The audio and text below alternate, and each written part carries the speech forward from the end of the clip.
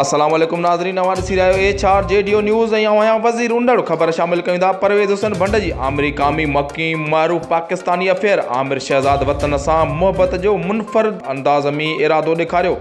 मुल्क में दरपेश माहौलियाती तब्दीली ऐं क्लीन एंड ग्रीन पाकिस्तान नाले सां मुहिम खे उजागर करण लाइ कराची खां खंजराब चाइना बॉर्डर ताईं पैदल लांग मार्च करे कोटड़ी कबीर प्रेस क्लब ते पहुतो। आमिर शहज़ाद चयो त असां सिंध सां गॾु पाकिस्तान खे साफ़ सरसब्ज़ ॾिसण ऐं अमन जो पैगाम खणी निकिता आहियूं।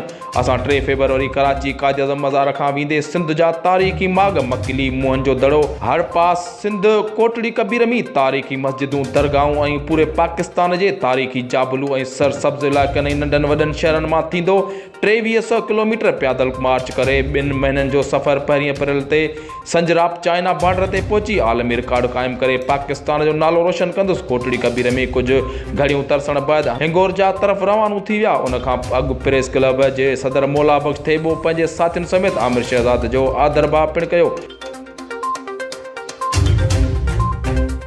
HRJDO न्यूज़ में फ़िलहाल एतिरो ई। वधीक ख़बरुनि जी अपडेट्स लाइ ॾिसंदा रहो HRJDO न्यूज़।